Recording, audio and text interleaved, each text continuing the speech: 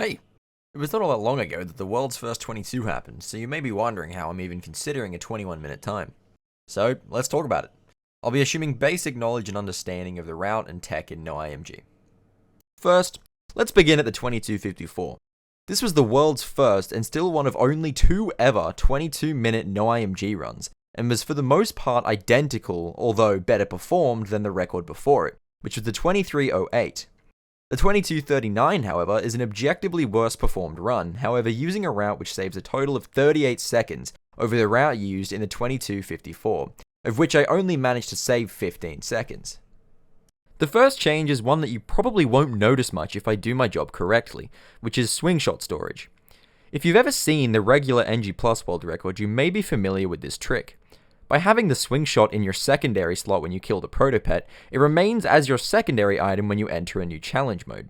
This allows you to use the swing shot without having ever collected it. However, if you accidentally overwrite the swing shot with another weapon, it will be lost forever.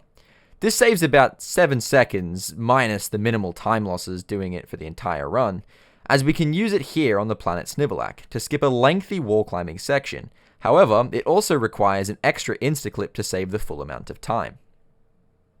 On Aranos 1, we suffer a slight change to the final corridor movement due to swing shot storage.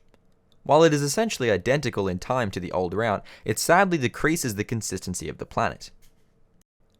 The next change comes on planet Uzla, where I make use of a new route which was originally found by a player called Skunk, where we go to the left over the dynamo section rather than the standard tree movement to the right that you may be familiar with. This saves about 1 second over the old double charge route. Jamming Array is actually one of the few planets genuinely hurt by swing shot storage.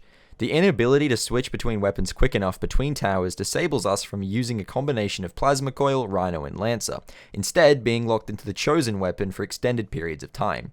Theoretically, this loses no time, but it makes the planet much less consistent.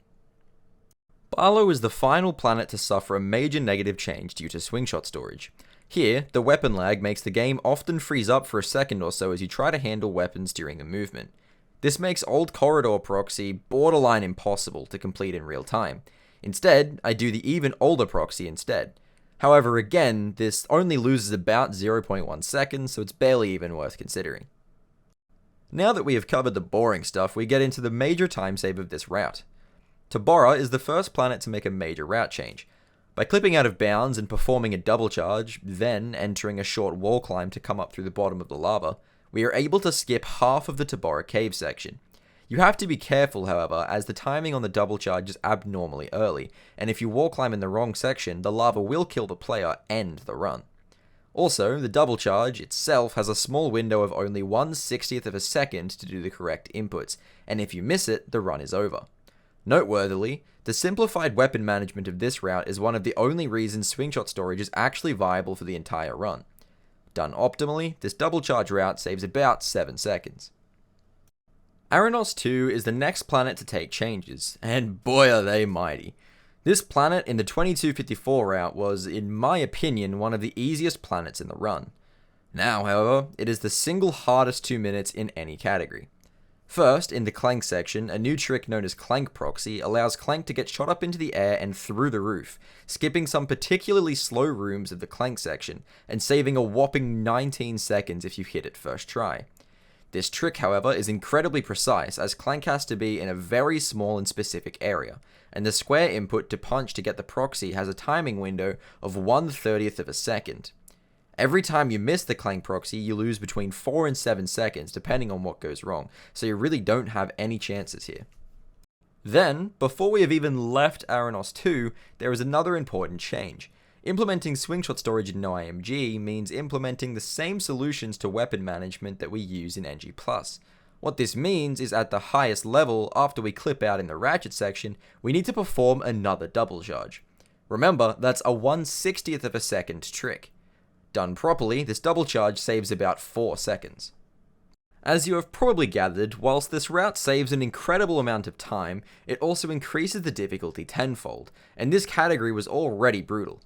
Keep in mind, we still have to do all of the old route major reset points as well, such as Aranos 1 Instaclip, Whoopage 0 Drop, Felton Nuke Storage, and the list goes on.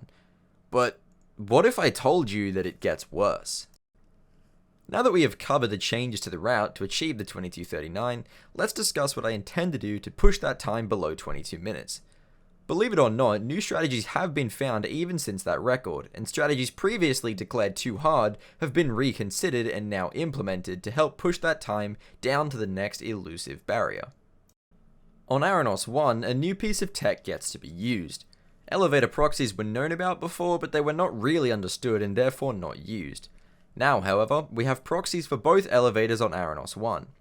Furthermore, we have this funky ladder upwarp found accidentally by Torpedo a while ago. For whatever reason, the insides of ladders have strange property, where if you are inside them, they simply push you up. By performing a precise decoy instaclip into the ladder, we're able to get this consistently. In total, these changes save about 2 seconds. There's also this funky second instaclip where you can pause to stop a cutscene from playing, which we already knew you could do on other cutscenes on this planet, however we didn't know you could do it on the last one. We don't, however, know how this works and have only ever managed to pull it off about 3 times, so for now it'll have to remain unused. Uzla also accepts further route changes.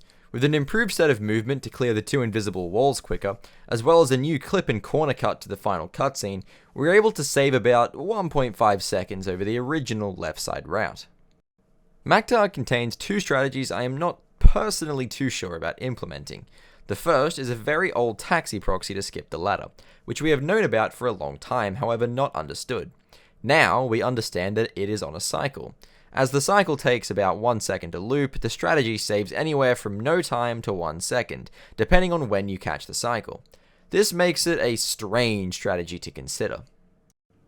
Straight after, we have wall bounce skip. By proxying off the pole coming off the bottom of the building, we are able to get a jump at the same height as the small platform. Then, if you kill all of your speed and get the exact center, you are able to stand, then charge and proxy to the left, and finally go to the arena. Altogether, this saves about 2.2 seconds over the wall bounce, but is one of the hardest tricks in the game. The next planet worth discussing is Barlow. Motivated by the frustration of the route change, I decided to look into alternate proxy routes. I realized by just spamming out a second charge along the top, and then doing a directional changing decoy side flip, I'm able to cut straight to the cutscene trigger. This saves a comfortable half second over the old route. We have also recently found a time save on Barlow for the first time in about a year, and for the first time ever, it's a genuine trick rather than just an altered boost route. Much like the recent Joba race skip bounce, you can perform a bounce off of an almost invisible ledge, creating a high enough bounce to get up to the turbo pad without needing the ramp. This saves about 0.5 seconds over the course of the entire race. The Tabora double charge route also saw a little more development. By clipping a little bit to the right of where we used to clip, we speed up the setup time and reduce the difficulty of the clip. Also, by pulling back while climbing in a specific area, we can skip the need to grab the ledge and jump up. Altogether, this saves about 2 seconds. Dobbo, a planet that has remained an easy, albeit quite variable planet, has instead become a run reset. By doing the most precise turret clip of any strategy we do, and then performing a triple charge, we can cut straight to the electrolyzer at the end of the planet. A triple charge is a sequence of 2 double charges in a row, so 2 1/60th of a second tricks performed in succession. Done properly, this saves almost 4 seconds.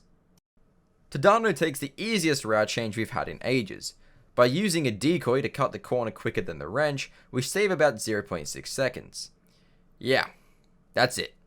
Don't ask why we didn't already do this, because I don't know either. And that catches us up to where we are today. It's a terrifying route, but I'm very excited to do this when I have the time to do this run. I was 20 seconds behind of the previous record until Clank Proxy. Only Clank Proxy is what made the record basically actually the record, which really shows just how much more time there is to save on the record. So to answer the question from the title, is 21 in NG Plus no IMG possible? Yeah, if you're an absolute freaking unit. Thanks for watching.